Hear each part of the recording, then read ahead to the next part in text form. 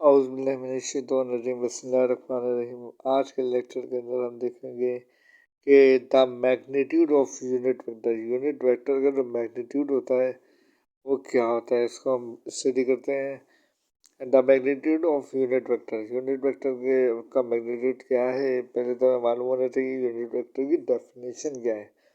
A unit vector is a vector with magnitude is one. जिस vector का magnitude one होगा उसको नाम दिया गया है यूनिट वेक्टर।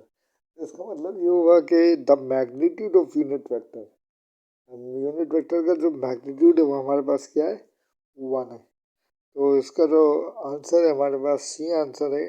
और हम अगर इसका फॉर्मूला डीपली स्टडी करना चाहें तो यूनिट वेक्टर का फॉर्मूला होता है u इज इक्वल टू, यानी जो भी वेक्टर गिवन होगा उसको आप ए बी सी कंसिडर करें, लेट करें।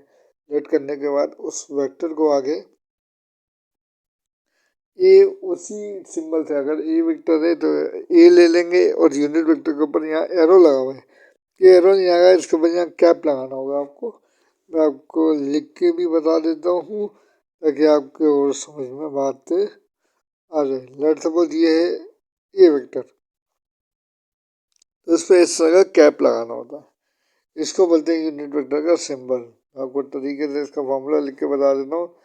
ए cap is equal to, unit vector का फॉर्मूला होता है ए वेक्टर, यानी जो वेक्टर है उसी को वेक्टर को डिवाइड कर देंगे आप उसके मैग्नीट्यूड से, तो ये हमारे पास बन जाएगा यूनिट वेक्टर का फॉर्मूला। यानी इसका मतलब जो ये हमारे पास एक वेक्टर गिवन होगा, कुछ एक्सेस की फॉर्म में हो सकता है। A is equal to 3i plus 2j plus plus 2j, दो फॉर्म में जैसे दिया 3i और 2j, यानी कि ये एक वेक्टर हमारे पास गिवन है।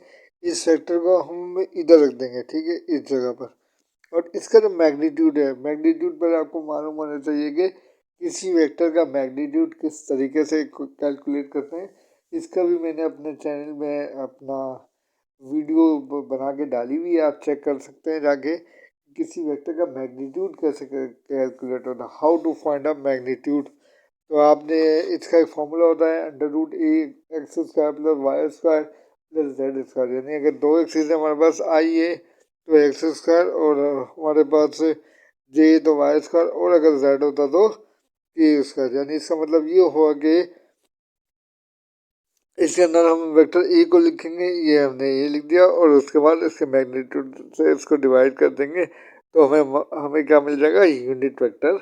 आसानी के साथ हम कैलकुलेट कर देंगे। और हमारा जो आज का जो एमसीक्यू था इसमें हमने बताना था कि भाई the magnitude of unit vector is one. Magnitude unit vector का जो मैग्नीट्यूड होता है वो वन होता है।